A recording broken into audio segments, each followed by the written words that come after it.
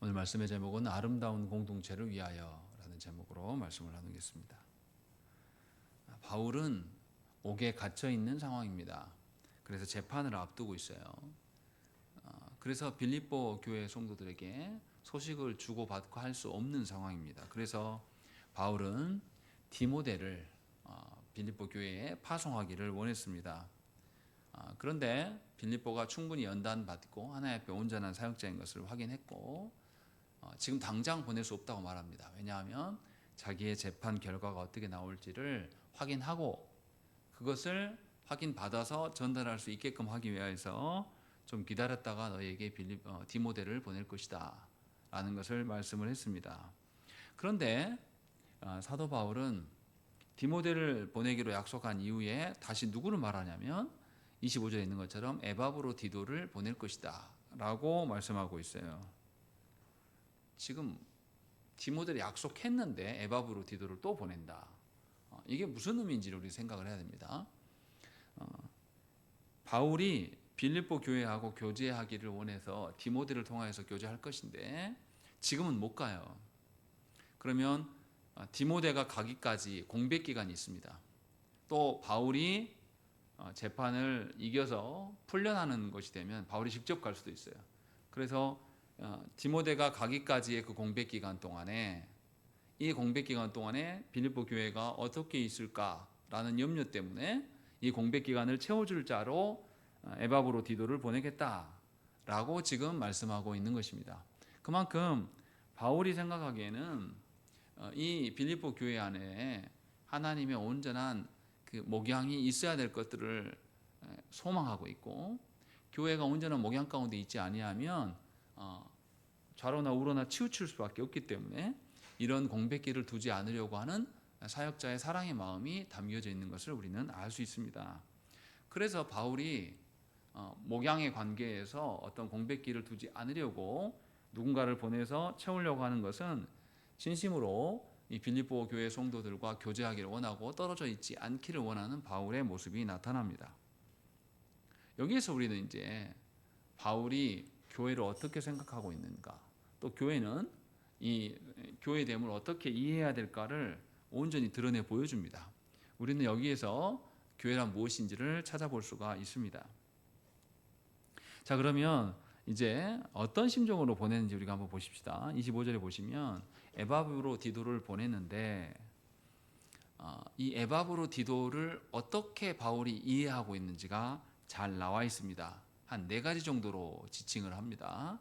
첫 번째, 바울이 에바브로디도를 뭐라 그러냐면 그는 나의 형제다라고 이야기를 합니다.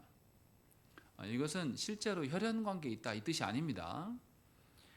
바울은 모든 성도들을 바라볼 때에 예수 그리스도로 인하여서 한 몸 된 자들이기 때문에 형제라고 부릅니다. 그래서 교회된 우리는 성부 하나님을 향하여서 아버지라고 부를 수가 있는 것이죠. 그래서 바울이 지금 에바브로디도를 볼 때에 그리스도로 인하여 한 형제된 자들임을 지금 말하고 있습니다.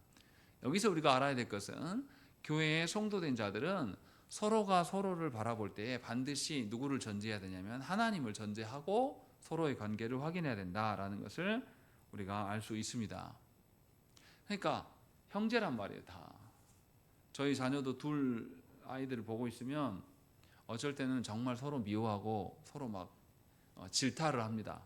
그런데 얘네 둘이가 형제여서 또 언제 그랬냐든지 서로 용서해주고 또 뭔가 두 형제 중에서 하나의 문제가 생기면 다른 애가 울 정도로 굉장히 걱정하고 슬퍼합니다. 이게 형제관계거든요.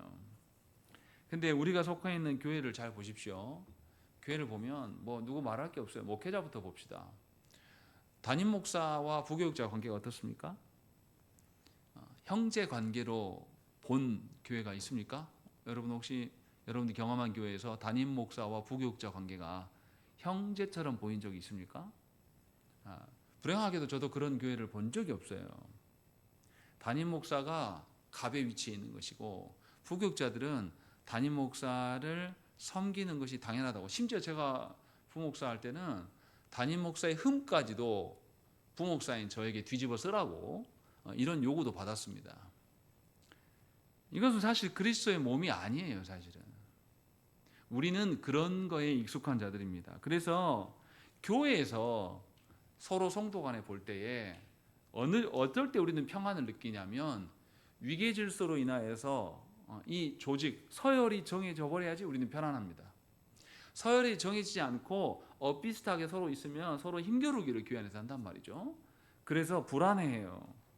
그래서 대부분의 조국교회 성도들은 위계 질서가 세워져 있기를 원하고 위계 질서에 의해서 각자 자기 자리를 찾고 싶어 해요. 이것은 그리스도의 몸으로서의 교회가 아닙니다. 분명히 바울이 보내고 에바브로디도가 보냄을 받아요. 그럼 우리 생각에는 누가 더 갑처럼 보입니까? 바울이 훨씬 갑처럼 보이잖아요. 그런데 그렇지 않습니다. 바울은 나의 형제라고 말하고 있어요. 그리고 뒤에도 이제 설명하겠지만 뭐라고 말하냐면 끝부분을 보십시오. 25절 끝부분에 내가 쓸 것을 돕는 자다라고 되어 있어요. 바울의 필요를 누가 지금 채워주고 있냐면 에바브로디도가 채워주고 있다라고 말하는 점에서 사실은 현실적인 문제로 봤을 때도 바울이 갑일 수가 없어요. 그래서 분명하게 형제라고 말씀하고 있는 겁니다. 그러니까 모든 사람의 관계는 하나님 앞에서의 관계예요. 분명하게 하나님을 빼놓고 관계 맺을 수가 없는 것이죠. 저희 자녀들도 싸우다가도 제가 나타나면 둘이 싸우는 거 멈춥니다. 안 그러면 저한테 더 혼나거든요. 저도 어렸을 때 형제들끼리 삼형제였는데 형제들끼리 싸우면 아버지가 용서를 안 했어요. 다른 거는 다 용서하셨는데 형제들끼리 싸우면 굉장히 심하게 처벌하셨습니다. 이런 식으로 형제 관계로 서로를 성도들이 바라본다면 교회 안에는 사실은 위계의 관계가 없어야 됩니다.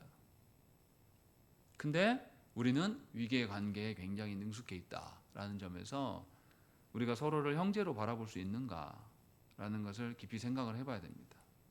바울이 던지는 형제는 그냥 쉬운 이야기를 하고 있는 게 아닙니다. 분명하게 생각을 해보십시오. 이 땅에서 담임 목사와 부목사로 만났어요. 그러면 이 담임 목사와 부목사 관계가 언제까지 지속될 것 같습니까? 그 교회 떠나면 끝이에요. 좀 더 확장해서 생각하면 하나님 나라 가서도 우리가 누구를 만날 때 담임 목사와 성도, 담임 목사와 장로 이렇게 만날까요? 하나님 나라 가서는 직분이 아무 필요가 없어요. 더더구나 우리가 살아있는 동안에도 직분은 헌법에 정해져 있습니다. 몇 세까지만 하라고. 근데 우리는 얼마나 위계질서를 좋아하냐면 이 법을 만들어 놓고 지키지 않아요. 은퇴한 목사에게도 우리는 뭐라고 합니까? 목사라고 이야기를 합니다. 위계질서에 아주 능숙한 자들, 우리는 형제로 잘 안 봐요, 서로를. 그러나 분명히 바울은 에바브로디도가 형제다라고 말하는 것을 우리는 좀 생각을 해봐야 됩니다. 두 번째로 바울이 에바브로디도를 뭐라 그러냐면 함께 수고한 자다라고 이야기합니다. 함께 수고했다라는 것은 뭔가 하나님 나라 일을 함께 동역했다라는 뜻이에요. 그러니까 바울은 자기 스스로 혼자서 독자적으로 자신의 능력으로 뭔가를 이뤘다라고 말하지 않습니다. 하나님 나라를 위하여서 함께 수고한 자들이 있었다고 지금 말하고 있는 거예요.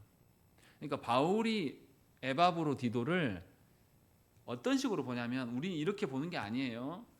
에바브로디도하고 나하고 오랫동안 지내서 친해. 내가 라고 말해도 10가지를 알아먹어. 이런 뉘앙스가 아니에요.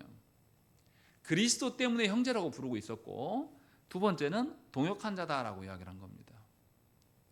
목사인 저도 이제 세월이 가면서 느껴지는 게 뭐냐면 개인적인 친밀함에서 드러나는 그 기쁨보다도 잘 모르는데 하나님 나라를 위하여서 함께 동역할 수 있는 사람이 만나는 그 기쁨이 훨씬 크고 오래 간다는 생각이 많이 들어요.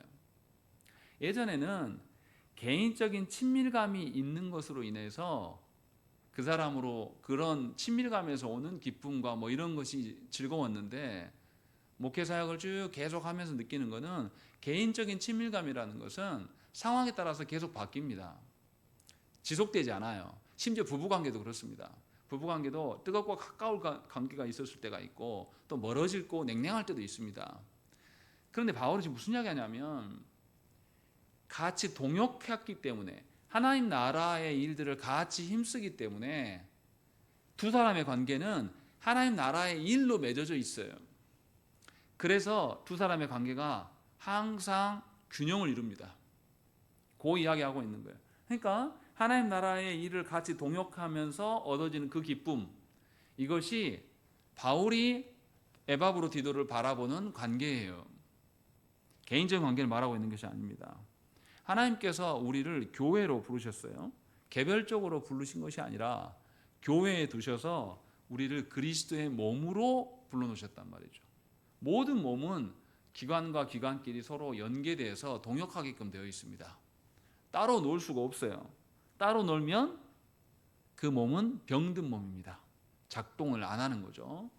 분명하게 서로가 서로에게 머리 대신 그리스도로 인하여서 동역하게 되면 이 기관들끼리 연합하면서 누구의 능력을 맛보냐면 각자 기관의 능력을 맛보는 게 아니라 그리스도의 능력을 맛보게 되는 겁니다. 그래서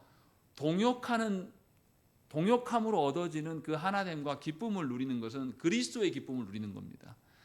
그래서 하나님 나라의 일을 함께 동역하는 자에게서 얻어지는 그 하나됨, 그 연합, 그 기쁨을 맛본 사람은 사적인 관계가 없어도 괜찮아요. 그 사람하고 나하고 잘 몰라, 안 친해도 상관없어요. 주의 나라를 위해서 함께 힘쓸 수 있고 함께 하는 사람을 만나면 굉장히 반갑습니다. 바울은 에바브로디도가 그런 사람이었다. 자기도 에바브로디도를 그렇게 보고 있다라는 거죠. 개인적으로 나랑 친하다 이런 게 아니에요. 그런 식으로 서로를 바라보게 되면 그리스도의 특성이 그와 연합하면서 그와 동역하면서 나타나요. 그리스도의 성품이 드러난다라고 말하고 있는 겁니다. 근데 우리는 어떻습니까? 교회 생활을 해도 우리는 어떻게 하냐면 지극히 개인적인 친분을 과시해요. 그래서 이런 것들이 있죠. 어떤 유명한 목사님과 인맥 관계를 만들고 싶어 해요. 사역자들까지도. 별로 중요하지 않거든요. 유명한 목회자하고 나하고 관계를 맺으면 뭐 할 겁니까? 아무런 같은 하나님 나라에 동역하는 공동의 파이가 없는데 그게 무슨 의미가 있겠어요? 바울은 분명하게 에바브로디도를 하나님 나라의 동역자로 보면서 서로 하나님 나라에 동역하면서 드러나는 그 기쁨 가운데 있다라고 말하는 겁니다. 그리고 세 번째로 함께 군사된 자다라고 말하고 있습니다. 왜 군사라고 말하는지를 우리는 생각을 해봐야 돼요. 우리가 복음을 전하면 사탄의 세력과 세상은 우리가 복음 전하는 것을 굉장히 싫어합니다. 그래서 방해해요. 그냥 방해하는 정도가 아니라 우리를 위협하고 우리를 멸시하고 어떻게 해서든지 우리가 복음을 전하는 일에 대해서 마음을 상하게 만듭니다. 그렇게 해서 우리는 이것을 뭐라고 하냐면 영적 전쟁이라고 흔히 말해요. 복음을 전하면 누구나 영적 전쟁을 경험하게 됩니다. 복음 전하는 것 때문에 상당히 불쾌한 일을 당하기도 하고 위협을 당해요. 신앙생활을 우리가 바로 해나가면 이 위협 가운데 살아갑니다. 그러면 더더욱 우리는 누구를 붙잡을 수밖에 없냐면 하나님 붙잡을 수밖에 없는 겁니다. 전도하러 나가보면 여실히 느껴요. 전도로 나가면 만만하지 않습니다. 우리 말 들어준 사람이 없어요. 거기에서 깨닫게 되는 거죠. 그러니까 지금 바울은 에바브로디도와 함께 영적 전쟁의 싸움터에서 함께 싸웠다 이 이야기를 하고 있는 거예요. 함께 복음을 전하다가 멸시도 받았고 함께 복음을 전하다가 음침한 사망의 골짜기도 함께 건넜다라고 지금 말하고 있는 겁니다. 그러니까 에바브로디도는 어떤 사람이냐면 복음이 주는 단물만 먹은 사람이 아니에요. 복음으로 인하여서 고난과 역경과 멸시를 받는 쓴물까지도 피하지 않고 다 기꺼이 맞은 자예요. 그 이야기를 지금 바울이 하고 있는 겁니다. 그러니까 복음 때문에 고난당하는 것을 이상하게 여기지 않는다라는 거죠. 우리는 어떻습니까? 우리는 하나님부터 은혜 받은다라고 생각하면 뭐라고 생각하죠? 항상 단물만 있을 거라고 생각을 해요. 우리에게 유익만 있을 거다라고 생각을 합니다. 그러나 분명하게 말씀드리지만 성경의 인물들, 하나님 말씀의 뜻대로 살려고 했던 인물들은 다 고난이 있습니다. 고난이 없는 사람이 없어요. 심지어 예수께서도 이 땅에 오셔서 고난과 멸시와 천대를 받으신 거예요. 우리가 비교할 수 없는 그런 것들이 전제되어 있습니다. 다시 말하면 복음 앞에서는 양면성이 있습니다. 복음으로 인하여서 우리가 알지 못하는 하나님 나라가 열리게 되고 그 하나님 나라의 하나님의 주권을 우리가 맛볼 수가 있는 그런 단물이 있습니다. 그러나 동시에 반드시 우리는 세상 속에 있기 때문에 또 사탄의 그 사망의 권세에 붙잡혀 있기 때문에 여전히 뭐냐면 고난을 감내해야 되는, 복음 때문에 드러나는 그 고난의 삶이 있는 겁니다. 그러니까 참된 성도는 이 두 가지 양면을 다 고려하고 맛보며 살아가는 자들입니다. 이런 자들을 바울은 뭐라고 그러냐면 주의 군사다라고 이야기를 합니다. 영적 전쟁을 싸우지 않으려고 하는 사람들은 절대 복음의 쓴물, 복음으로 인하여서 있는 고난을 맛보지 않고 피하려고만 합니다. 그러나 복음을 붙들고 살아가면 피할 수 없는 것이 반드시 경험하게 되어 있습니다. 에바브로 디도는 그래서 복음의 이 양 두 면을 다 감당하고 경험하여서 바울과 함께 동역자로 일할 수 있었다라는 이야기를 지금 하고 있는 것이에요. 마지막으로 아까 언급했지만 에바브로 디도는 내가 쓸 것을 도왔다라고 이야기합니다. 이게 무슨 말인지 알아들어야 됩니다. 당시에 감옥에 갇혀 옥에 갇히면 죄수들을, 우리나라는 어떻습니까? 감옥에 갇히면 죄수들의 잠자리, 먹을 거 이거 다 누가 지불해 줍니까? 국가의 세금으로. 최근에 뉴스가 나왔잖아요. 화성에 여자 교도소를 만들었는데 엄청 잘 지어놓은 거예요. 무슨 공원처럼 잘 지어놔가지고 거기에 댓글이 다 이 나라가 미쳤냐, 왜 범죄자들에게 이렇게까지 혜택을 주냐 하면서 지금 찬반이 엄청 말이 많거든요. 근데 로마 시대에 감옥에 갇히면 그 사람들에게 먹을 걸 제공하지 않습니다. 필요한 것들을 제공하지 않아요. 국가가 하지 않아요. 감옥에서 죽으면 죽는 거예요. 누가 제공해야 됩니까? 그 사람의 가족이나 친인척들이 책임을 져야 됩니다. 바울은 책임져 주는 사람이 없었어요. 이것을 누가 책임져 줬냐면 에바브로 디도가 책임져 주고 있었다라고 지금 이야기를 하고 있는 겁니다. 그러면 누가 갑이 되는 거죠? 에바브로 디도가 갑이 될 만해요. 그런데 놀랍게 바울이 에바브로 디도를 빌립보 교회로 보내겠다라고 해요. 그러면 누가 지금 지휘하고 있는 겁니까?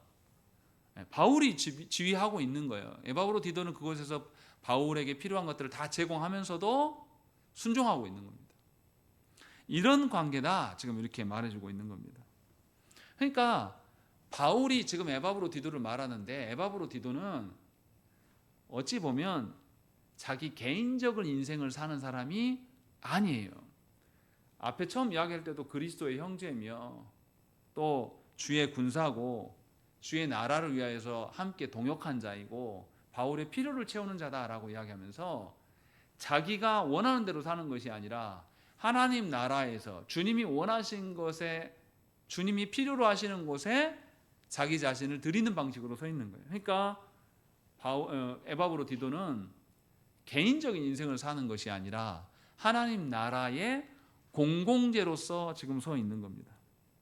하나님 나라에 필요가 있다라면 나는 그리스도의 몸된 형제로서 형제들에게 자신을 내어줄 줄 알고 또 그리스도 하나님 나라의 동역자로서 하나님 나라의 일을 위하여서 힘쓰는 자들이고 또 영적 전쟁을 위하여서 고난받는 일도 기꺼이 감당하는 군사며 또 성도들의 필요를 채우는 데 있어서 자신의 것을 내어놓을 줄 아는 그런 자라고 지금 말씀하고 있는 겁니다. 그러니까 에바브로 디도는 자기 소견에 옳은 대로 살지 않습니다. 자기 인생이 하나님 나라의 공공의 영역에 맡겨 있다라고 생각하고 그것을 위하여서 자기를 내어주고 있는 겁니다. 이런 삶을 살았던 자다라고 말씀하고 있는 거죠. 우리는 여기에서 우리가 과연 성도인가를 생각을 해봐야 돼요. 정말로 여러분들은 여러분들의 인생을 하나님 나라의 공적인 부분으로 생각을 하십니까? 여러분들이 공부하는 것도 하나님 나라를 위해서, 또 여러분들이 취업하는 것도, 여러분들이 결혼하기 위해서 배우자를 놓고 기도하는 것도 하나님 나라의 필요를 채우려고 하고 있는 것인지 고민해야 한다는 것이죠.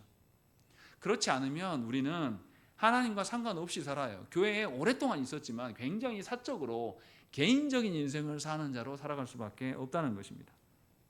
그래서 교회에 있지만 여전히 내가 주인이고 나의 필요를 위하여서 내 인생의 설계도 내가 하는 것이고 내 인생의 야망을 수립하기 위하여서 사는 자가 될 수밖에 없는 겁니다. 이런 식으로 사적으로 살아가는 자들에게 기도 제목이라는 것은 다 자신을 위한 겁니다. 절대로 하나님 나라를 위하여서 구하잖아요. 예수님 말씀하시잖아요. 마태복음 6장에서 먹는 거 입는 거 마실 거 이런 거 하지 마라. 오로지 하나님 나라와 의를 위하여서 기도해라. 주님도 뭐냐면 너 공공재야.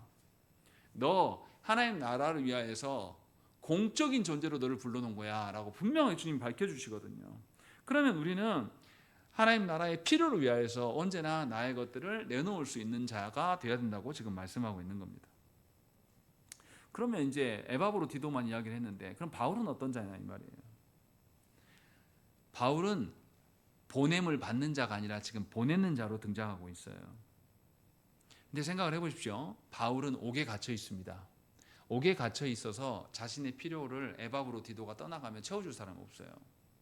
또 에바브로 디도가 떠나가면 바울은 동역자를 잃습니다. 형제를 잃게 되는 것이고 함께 영적 전쟁을 싸워야 될 군사를 잃게 되는 구조가 돼요.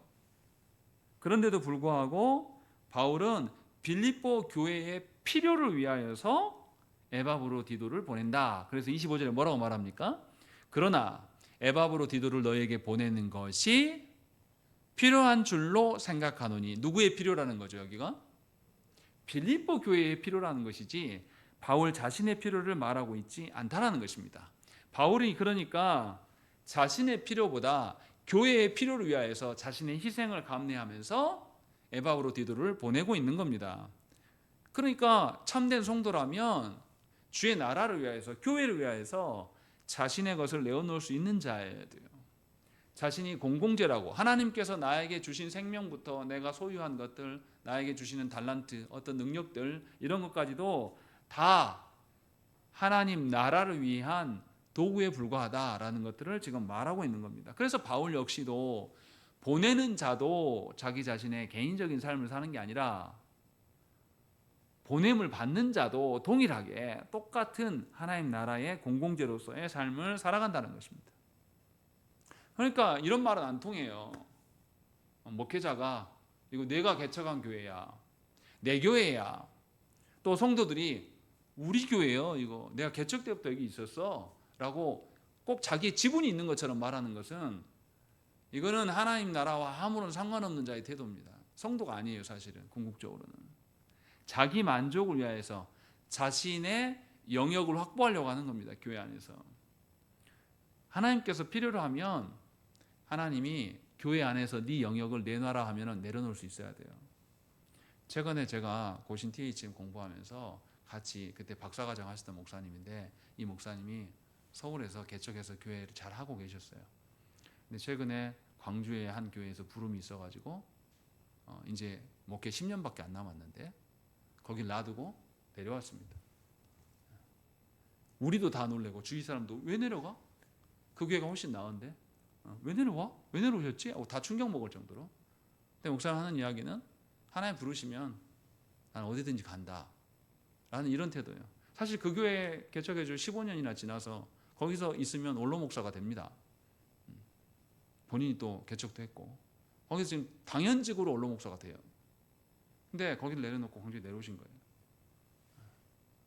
그거 보면서 많은 생각이 드는 거죠. 아, 하나님께서 나를 필요로 하면 나는 공적인 영역에 공직에 있는 것, 하나님 나라의 군사로서, 하나님 나라의 백성으로서 공적인 자리에 있는 것이다라는 것을 우리는 기억해야 됩니다. 바울은 자신만이 아니라 에바브로 디도도 그런 자이고 그런 자이기 때문에 빌립보 교회에게 내가 파송한다. 이 이야기를 25절에서 하고 있는 겁니다. 그리고 26절에서 구체적으로 그러면 에바브로 디도를 왜 수많은 사람 중에서 에바브로 디도를 보내냐라는 거죠. 그것이 26절에 나와 있습니다. 에바브로 디도에게 두 가지가 있다라고 말합니다. 첫 번째 뭐라고 말합니까? 그가 너희 무리를 간절히 사모한다라고 밝히고 있어요. 빌립보 교회의 성도들도 에바브로디도를 간절히 사모하고 있는 게 뒤에 나타납니다. 27절 보십시오. 그가 병들어 죽게 되었으나 하나님이 그를 긍휼히 여기셨고 그뿐 아니라 또 나를 긍휼히 여기사 내 근심에 근심을 면하게 하셨다라고 말하면서 분명하게 에바브로디도가 뭔가 큰 병에 있었다. 이 일로 사실은 이 빌립보 성도들도 염려하고 있었다는 것을 말하고 있는 겁니다. 그래서 서로가 쌍방의 사모함이 있어요. 그래서 바울은 기꺼이 에바브로디도와 이 교회가 서로를 염려하고 있기 때문에 만나게 함으로써 그 염려를 해소시키려고 하는 겁니다. 두 번째, 에바브로디도가 26절에 보시면 자기가 병든 것을 너희가 들은 줄 알고 심히 근심한지라 라고 되어 있습니다. 에바브로디도가 뭐 때문에 근심했다고요? 자기의 병들었던 것을 누가 들었다? 빌립보 교회 성도들이 들어서 빌립보 교회 성도들이 근심하고 염려할까 봐 그것을 근심했다라고 지금 말하고 있는 겁니다. 그래서 에바브로디도는 자신이 나았다, 이제 나 괜찮습니다라는 것을 보여주기를 원한 거예요. 왜냐하면 자기로 인하여서 빌립보 교회가 염려하고 근심하고 있기 때문에 그것을 해소해주고 싶은 그 마음이 있는 겁니다. 그러니까 바울이 보기에 이 교회와 이 형제가 서로를 위하여서 아파하고 있는 모습이 여실히 드러나는 거죠. 그래서 교회와 형제를 만나게 함으로 말미암아서 양쪽 모두의 근심을 해소하겠다라고 바울이 지금 밝히고 있는 겁니다. 여기에서 전제되는 것이 뭐냐면 서로를 사모함이에요. 에바브로디도가 빌립보 교회에게 무관심하고 별로 관심이 없었다면 보낼 이유가 없습니다. 또한 에바브로디도가 그 교회를 사모하고 싶어도 빌립보 교회 성도들이 에바브로디도에 관심이 없으면 에바브로디도를 특별히 보낼 이유는 없는 거예요. 양쪽에 그 사모함이 있는 거죠. 사실은 하나님 말씀하시는 교회의 아름다움이라는 것은 하나님의 말씀을 전하는 말씀의 봉사자와 성도들이 말씀으로 서로를 사모하고 존중해주는, 그래서 말씀의 하나님의 뜻이 교회 안에서 구현되는 것으로 드러나는 겁니다. 그러할 때 우리는 서로를 존중하는 거예요. 사모할 수 있는 겁니다. 요 이야기를 지금 하고 있는 거예요. 그러니까 서로가 서로를 사모해서 만나게 되면 근심과 염려가 해결될 수 있다라는 건 바울은 지금 이야기를 하고 있는 거예요. 그러면 에바브로디도가 어떻게 된 상황인가라는 것이 27절과 28절에 나와 있습니다. 먼저 27절 읽어보겠습니다. 시작.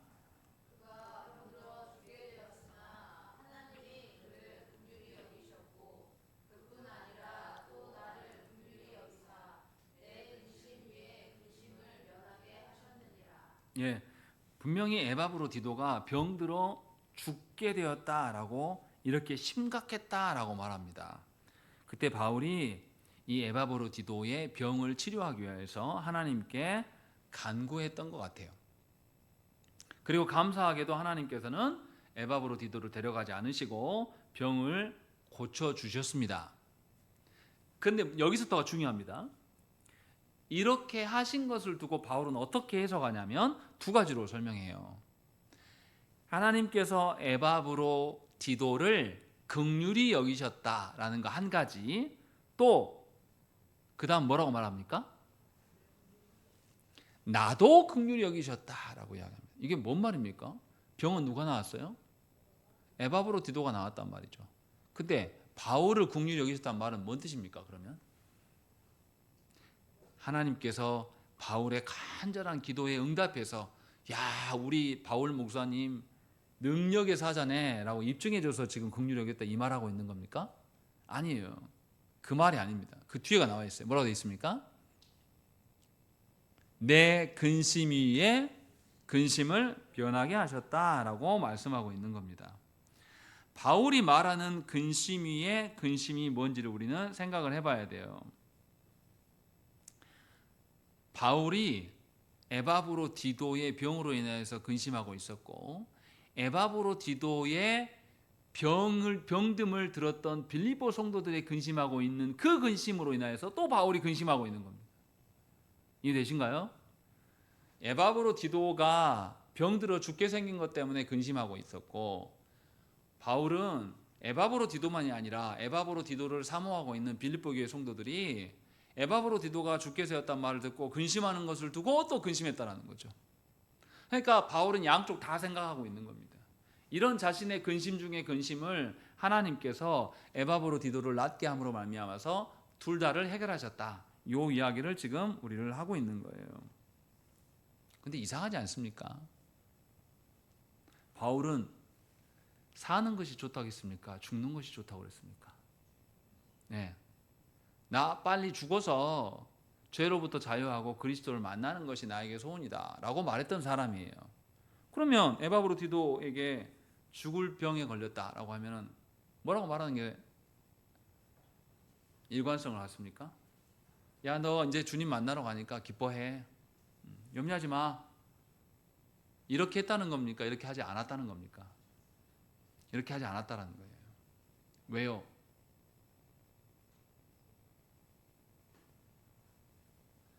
바울이 자신이 그러한 것을 가지고 다른 사람들에게 함부로 적용하지 않습니다. 바울이 하나님 앞에서 그렇게 한 것과 다른 사람이 신앙이 어떻게 하는 것에 대해서 바울은 똑같이 일방적으로 적용하지 않아요. 근데 우리는 어떻습니까? 내가 하나 깨달은 말씀이 있으면 그걸로 어떻게 해요? 나도 그러니 누구도 그래야 한다고 생각합니까? 모든 성도도 그래야 한다고 생각을 합니다. 그런데요, 교회 안에는 신앙의 정도가 다 달라요. 여러분 자녀들 보시면 왜 우리가 자녀를 키우면서 부모가 혼란을 갖습니까?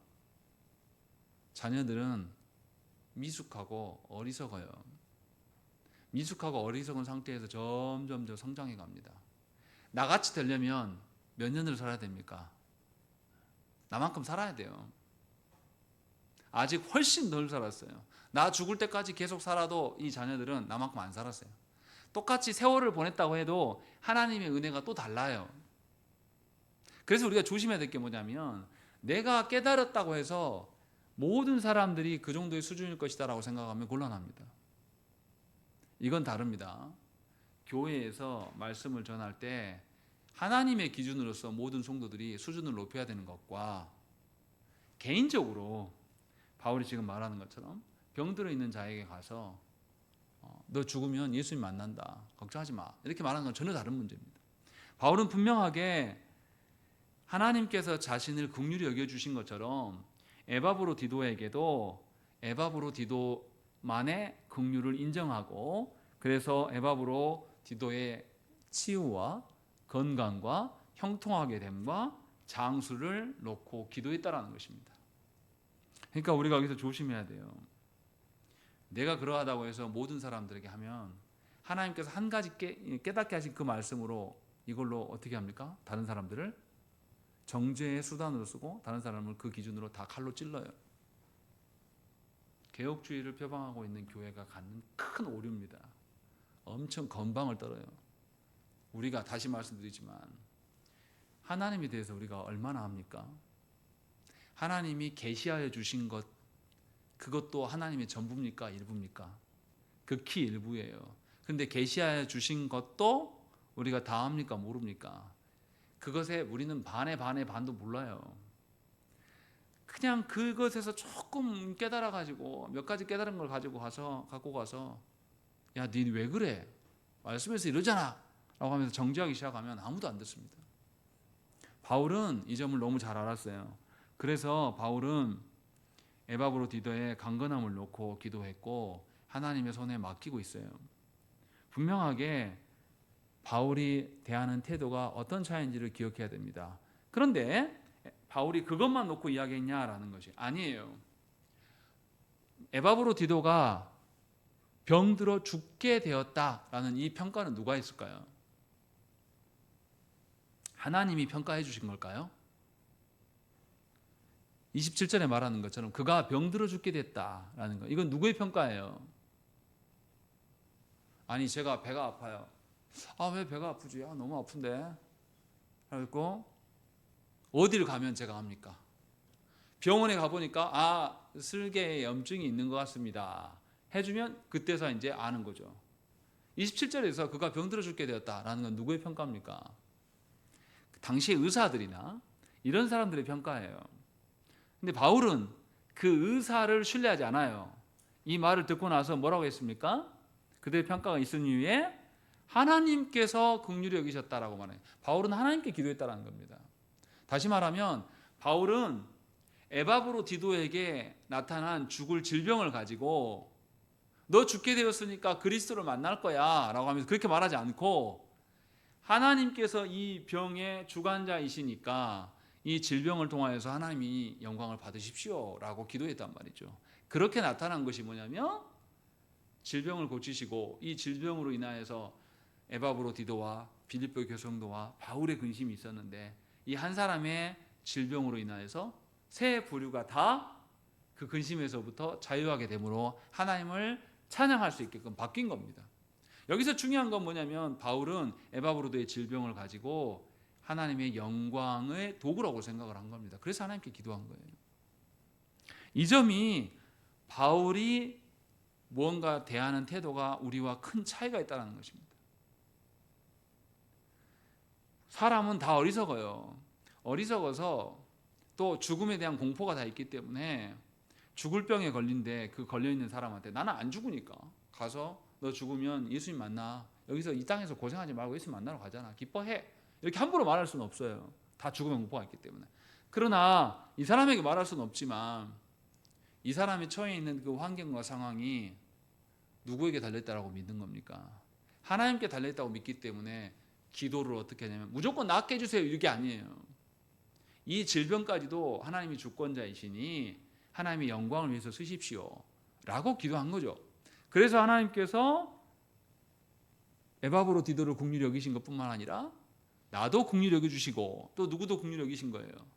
빌립보 교회 성도들까지도 긍휼히 여기셔서 하나님의 영광으로서 사용하신 것이다. 지금 이 이야기를 하고 있는 거예요. 그러니까 우리는 교회 안에 같이 있는 지체들의 어려움과 형편을 보면서 슬퍼하고 아이고 안 됐다만 할 것이 아니라 하나님께서 무엇 때문에 우리 한 공동체에 어떤 지체에게 어떤 가정에게 어려움을 주고 계시는가를 생각하면서 이것조차도 하나님의 영광의 도구가 되기를 위해서 서로를 위해서 기도해야 되는 거죠. 말로 꺼내가지고 가서 이해 못하고 있는데 어려움 중에 있는 사람한테 가가지고 문제도 해결 안 됐는데 하나님의 영광을 위해서 당신 쓰임 받는 거야 이렇게 말하라는 게 아니에요. 하나님께 온전히 내놓으라는 거죠. 요 이야기를 지금 바울이 하고 있는 거예요. 보십시오. 이 한 사람의 질병으로 인하여서 서로가 서로를 사모하고 있는 것도 확인이 되었을 뿐더러 한 사람의 질병을 하나님께서 낫게 하심으로 말미암아서 세 부류가 다 근심이 해결돼요. 그러면 세 부류가 서로를 어떻게 인정하겠습니까? 동일한 근심을 갖고 있어요. 에바브로디도의 근심, 에바브로디도의 질병에 대한 근심을 바울과 빌립보 교회가 함께 갖고 있는 것이고 에바브로디도는 자신의 연약함으로 인해서 빌립보 교회가 근심하고 있는 것을 걱정하고 있고 서로가 서로를 이렇게 다 걱정하고 있는 얼개가 다 엮여 있는 거예요. 그러니까 이런 거예요. 에바브로디도가 아프니까 에바브로디도가 아픈 것을 듣고 빌립보 교회가 근심하게 되는 것이고 바울은 에바브로디도도 염려스럽고 빌립보 교회도 염려스럽게 되는 거예요. 그런데 하나님께서 에바브로디도만 딱 건드리니까 에바브로디도가 낫게 되니까 빌립보 교회 성도도 안심하게 되는 것이고 에바브로디도와 빌립보 교회 성도가 안심하게 되니까 바울도 안심하게 되는 구조. 이것이 교회라고 지금 말하고 있는 겁니다.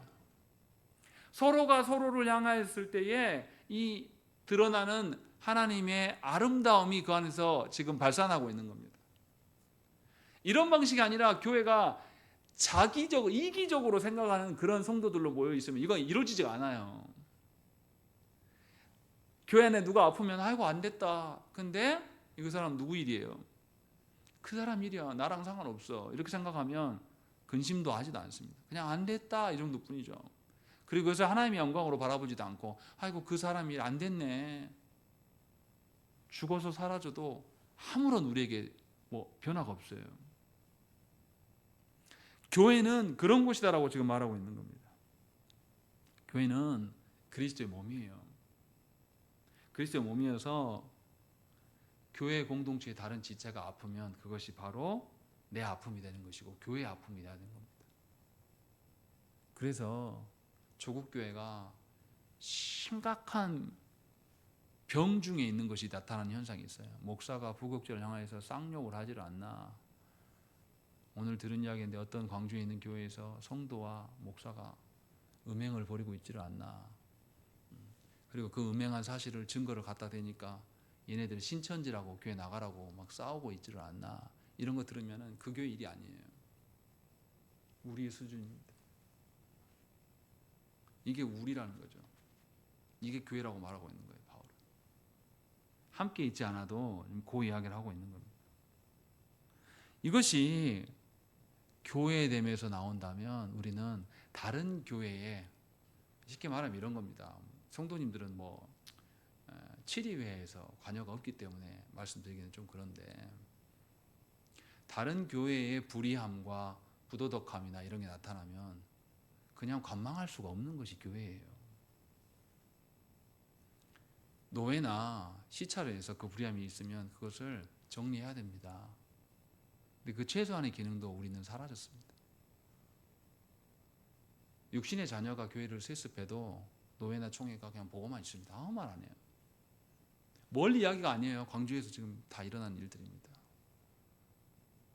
다른 교단이라고 할지라도 광주에서 어떤 교회에서 그런 목회자와 성도가 음행하는 현장이 동영상으로 다 찍혀가지고 있는데도 관심조차도 없습니다. 그거에 대해서 심각하게 생각하지 않아요. 주께서 오셨을 때 우리한테 야 니네 합동 측 따로 모여, 통합 측 따로 모여, 주님 이렇게 하시겠습니까? 우리에게 물어보실 거예요. 니네 같은 광주 살면서 교회가 그렇게 어그러지고 더럽힐 때 니네 뭐 했냐? 기도라도 해봤냐? 바울은 분명히 에바브로디도가 죽기까지 이르렀을 때 이 에바브로디도의 질병까지도 하나님의 주권이라고 생각해서 기도했어요.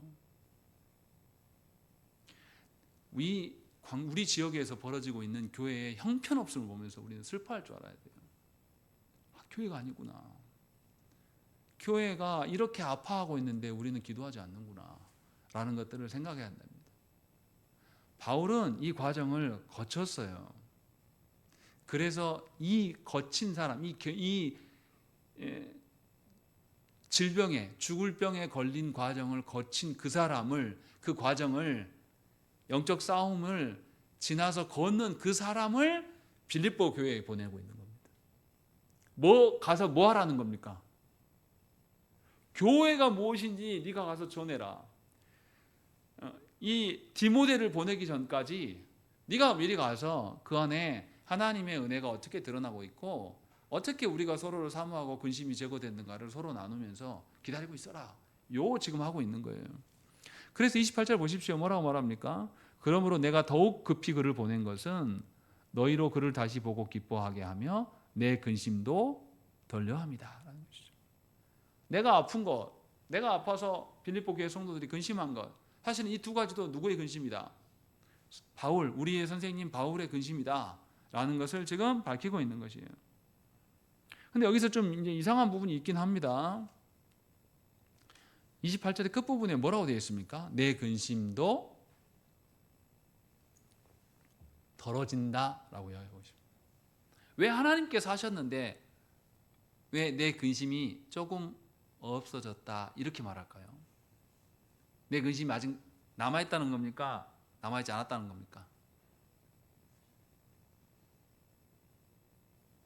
내 근심이 소멸되었다 이렇게 말하지 않잖아요. 내 근심이 덜어졌다. 그러면 근심이 아직 있는 거예요? 없는 거예요? 있다는 거죠. 바울이 왜 이렇게 말하냐고요.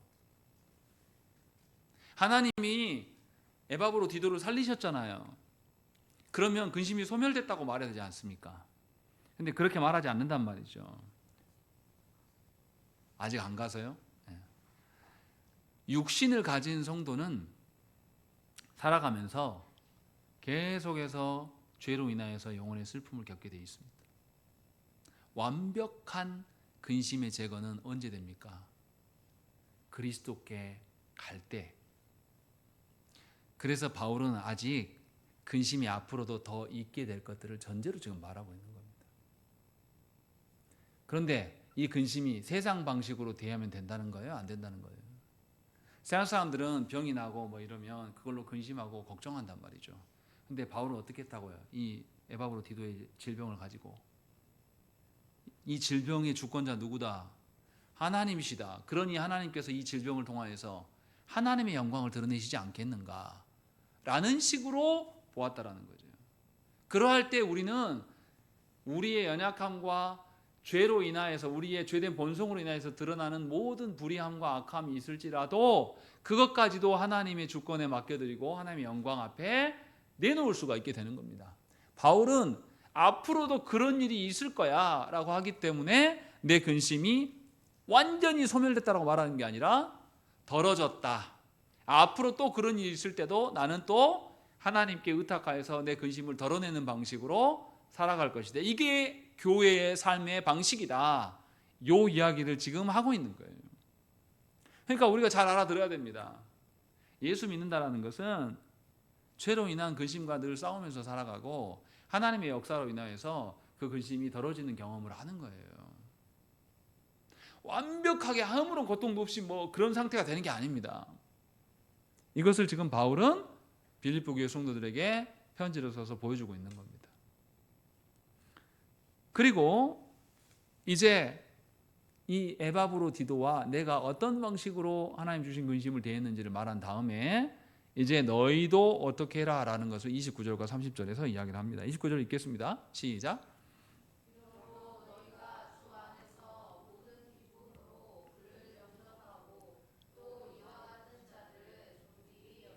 여기서 뭐가 제일 중요하겠습니까?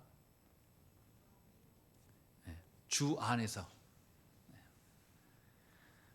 에바브로디도에게 나타난 모든 일들은 그리스도 안에서 일어난 일입니다. 바울이 개인적으로 결정한 게 아니에요. 하나님의 주권에 의하여서 병도 들었고 병도 나았습니다. 그래서 에바브로디도를 빌립보 교회에 보내는 것 역시도 주 안에서 이루어지는 일이니까 너희도 에바브로디도가 어떤 사람인지 아닌지를 떠나서 주 안에서 보냄을 받은 자니까 주님을 대하듯이 기쁨으로 그를 영접해라. 요 이야기를 하고 있습니다. 그리고 바울은 한 가지 더 이야기해요. 또 그 뒤에 뭐라고 합니까? 이와 같은 자들을 존귀히 여겨라. 이와 같은 자들이 뭡니까? 에바브로디도만이 아니라 그 이후에 디모데도 내가 보낼 텐데 이렇게 하나님께서 보내신 자들에 대해서 너희가 주 안에서 기뻐하고 영접하라 라고 이야기를 하고 있는 거예요. 이 말의 의미가 뭡니까? 하나님께서 너희 교회를 위해서 말씀의 사역자들을 파송할 텐데 그 사역자의 개인의 어떠함으로 그를 바라보지 말라라는 거예요. 그리스도께서 분명히 주권이 있고 계획이 있으셔서 그를 보내셨기 때문에 주 안에서 그를 존중하라 라고 이야기를 하고 있는 겁니다. 이거는 사역자에게도 똑같아요. 수많은 사역제 중앙이 있는데 하나님께서 그 교회에 보내셨다라는 것은 그 교회의 성도들의 수준이 어떻고 삶이 어떻고 신앙이 어떻고 이거 중요한 게 아니라 그 교회에 하나님 보내신 뜻이 있는 거예요. 하나님의 주권이 있는 겁니다. 그러니까 보냄을 받은 자는 주 안에서 성도들을 목양하고 사랑해야 되는 겁니다. 동일한 이야기를 하고 있는 거예요 지금. 그렇게 해서 분명하게 주 앞에서 순종하라고 말하고 있는 겁니다. 에바브로디도가 바울의 필요를 채우면서도 바울의 명령한 대로 순종한 것은 바울을 통하여서 드러난 하나님의 뜻, 바울을 통해서 하나님께서 이루실 뜻을 바라보면서 순종한 것이지 바울에게 맹목적으로 순종한 것이 아니에요. 그러니까 지금 바울은 29절에서 빌립보 성도들에게 에바브로디도를 내가 너희에게 보냈는데 주 안에서 영접하고 기뻐해라 라고 하는 것은 에바브로디도를 사용하시는 그 하나님을 바라보면서 하나님의 뜻이 이루어지기를 소망하고 그 안에서 기뻐하라는 겁니다. 그러니까 이런 거예요. 교회가 말씀의 사역자를 존중하는 이유는 뭐냐면 하나님께서 이 교회에 적합하다고 생각하셔서 보내셨기 때문에 그래서 협력하여서 말씀을 가르치고 배우고 말씀을 실제로 구현함으로 하나님의 뜻을 세우는 교회가 되거라. 이 말을 하고 있는 겁니다. 이것이 주 안에서 영접하는 거예요. 우리가 그러니까 이것을 알아야 돼요. 하나님께 세우신 교회의 직분자, 내가 그 사람을 잘 몰라요. 개인적으로 친분도 별로 없어요. 그러함에도 불구하고 그와 함께 교회로 하나님 나라의 동역자로 설 수 있는 것에서 드러나는 그 기쁨을 누리라고 지금 말하고 있는 겁니다. 개인적으로 그 사람하고 친해져라 요 말하는 게 아니에요. 그 사람하고 안 친해져도 상관없습니다. 하나님께서 붙여주신 데는 이유가 있기 때문에 하나님의 어떠하심으로 서로를 바라보라는 것이죠. 이렇게 볼 때 교회는 어떻습니까? 하나님의 뜻대로 세워지는 곳이 되는 거예요. 내 교회, 우리 목사님 이런 식으로 하는 것은 내 중심적으로 생각하는 겁니다. 이거는 아주 악한 거예요. 한국교회에서는 이게 당연한 것처럼 이렇게 말하는데 그러지 않습니다. 하나님께서 예를 들어서 여러분들을 A의 자리에 있다가 하나님께서 필요에 의해서 B로 옮기신단 말이죠. 근데 내가 A에서 10년, 20년 뭐 공들였다고 쳐봐요. 이 공들인 거를 딱 버리고 새로운 데 가라 하면 가고 싶겠습니까? 누가 가요? 그런데 하나님께서 A 교회만이 아니라 B 교회도 하나님이 다스린다고 생각하면 보편성을 갖는 거예요. 아까 제가 말씀드린 그 목사님처럼 본인이 개척해가지고 잘 성장해왔고 자기가 있으면 원로가 될 수 있는 그 교회가 있는데 하나님이 갑자기 광주에서 부름을 받는, 이분은 또 경상도 목사님이에요. 광주에 와본 적도 없습니다. 그런데 요청했을 때 얼마나 오기 싫겠어요. 사모님은 엄청 반대했다고 그러더라고요. 힘드니까. 와서 내려와 보니까 또 광주 분들의 그 이렇게 그러니까 관심, 서울 분들이 이해 못 하거든요. 이렇게 관심 갖는 거. 이것을 경험하려고 하니까 막 벅차대요. 사모님이 힘들어 죽겠다 이런 뜻이 아니라 아직도 좀 적응이 안 됩니다. 이런 이야기를 하시더라고요. 그런데도 하나님의 부름이 있으면 오겠다. 무슨 말이냐면 주 안에서 우리가 서로 섬기고 기뻐함이 무엇인지를 지금 말하고 있는 거예요. 내 처지와 내 상황이 그렇고 내가 이러니까 하나님 나 좀 깨닫게 하셔서, 이것은 나 중심으로 바라보는 거예요. 분명하게 바울은 뭐냐면 주 안에서라고 계속 말하고 있는 겁니다. 그리고 30절에 뭐라고 합니까? 그가 그리스도의 일을 위하여 죽기에 이르러도 자기 목숨을 돌보지 아니하였다라고 이야기를 하고 있습니다. 이게 매우 독특한 거예요.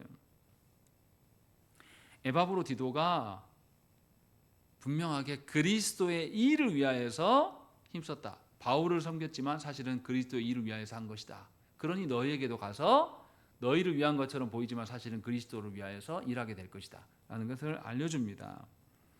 그래서 하나님의 뜻을 함께 세우라고 지금 말하고 있는 것이고, 또 이렇게 하는 것의 유익이 뭐냐면 사람들을 상대함으로 하나님 나라를 이루어가려고 하면 사람은 늘 변해요. 근데 계속 변하지 않는 분은 누굽니까? 삼위 하나님이십니다. 우리는 늘 변해요.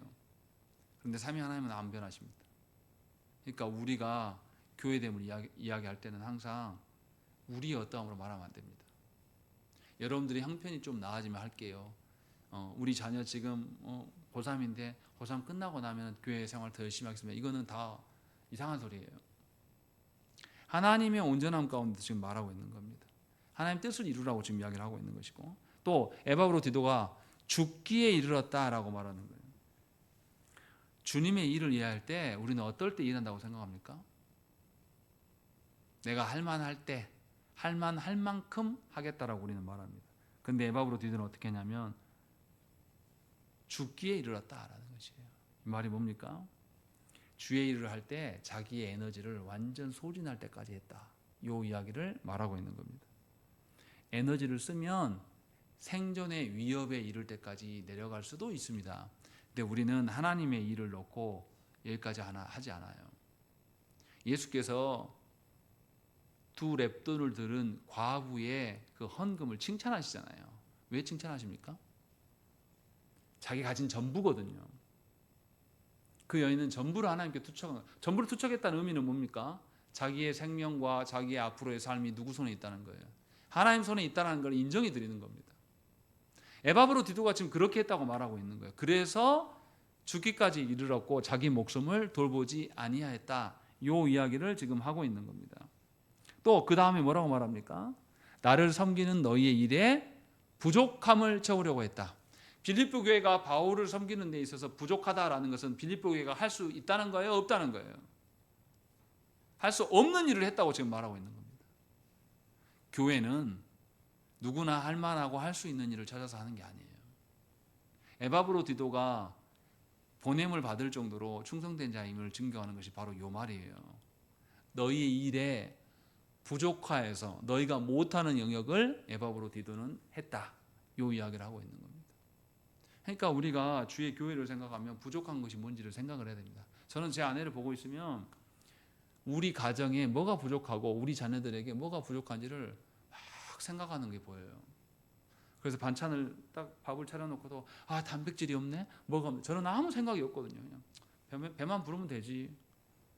그래서 뭐가 없다 뭐가 있다 해도 전혀 듣지 않고 그냥 있는 대로 먹고 말거든요. 아무 생각이 없어요. 근데 막 살핀단 말이죠. 정말 하나님의 교회를 사랑하고 하나님 나라를 사랑하면 하나님 나라의 일을 이루는데 뭐가 결핍이 있는가라는 것을 우리는 보게 되는 겁니다. 에바브로디도가 그렇게 했다고 지금 이야기를 하고 있는 겁니다.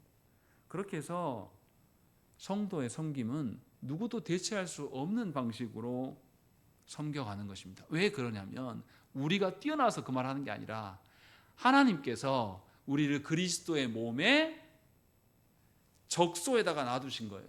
생각을 해보세요. 여러분들 저처럼 아파 보셨는지 모르겠는데 돌 하나 생겨가지고 막으면요 사람 죽습니다. 그 기관 하나만 건드렸는데 전체도 아니고 그 일부 그냥 관 내려가는 거 막기만 했거든요. 못 견뎌요. 온몸이 다 아파합니다. 그래서 거기가 딱 뚫리면 온몸이 편안해요. 교회가 그거와 같다고 지금 설명하고 있는 겁니다. 하나님께서 우리를 교회에 딱 적소에다가 우리를 다 두셨어요. 누구도 대체하지 못합니다. 여러분들만 할 수 있게끔 하나님 하신 거예요. 여러분들이 능력이 특출나고 그래서 한 게 아니라 하나님께서 여러분들을 그곳에 두셔서 그렇게 하시겠다고 해서 그곳에 둔 거예요. 그러니까 우리는 충성해야 되는 겁니다. 그렇게 해서 주의 교회를 섬겨가는 것이죠. 이것이 지금 바울이 말하고 있는 빌립보 성도들을 향한 사역자를 보내는 의미다라고 지금 말하고 있는 겁니다. 그러니까 우리는 하나님께서 맡겨주신 일에 충성해야 돼요. 저도 항상 하나님 앞에 설 날을 생각합니다. 내가 과연 현재적으로 하나님 주신 것에 대해서 충성을 하고 있는 것인가. 자꾸 내 형편과 상황을 따져가면서 또 다른 사역자들하고 나를 비교해가면서 이렇게 보고 있는 거 아닌가 생각할 때가 많아요. 그러나 분명하게 이 말씀을 통해서 우리는 교회가 무엇인지를 살펴야 됩니다. 교회의 아름다움은 하나님께 있어요. 하나님의 방식으로 교회를 세워가십니다. 서로가 서로를 사랑하게 하심으로 삼위 하나님께서 서로가 서로를 드러내는 방식으로서 사랑하셨던 것처럼 우리에게도 그렇게 부르고 있는 겁니다. 마지막으로 드리고 싶은 말은 그겁니다. 개인적인 친밀함이 아니라 하나님 나라의 동역하여서 드러나는 그 아름다움을 여러분들이 교회에서 누리셔야 됩니다. 이것이 하나님 주시는 기쁨이에요. 개인적인 친밀함으로 드러나는 기쁨이 절대 아닙니다. 분명하게 사적 친밀감보다 하나님 나라의 동역함으로 드러나는 그 기쁨, 하나님의 뜻이 구현되는 그 기쁨을 누리시기를 간절히 축원합니다. 우리 함께 기도하겠습니다.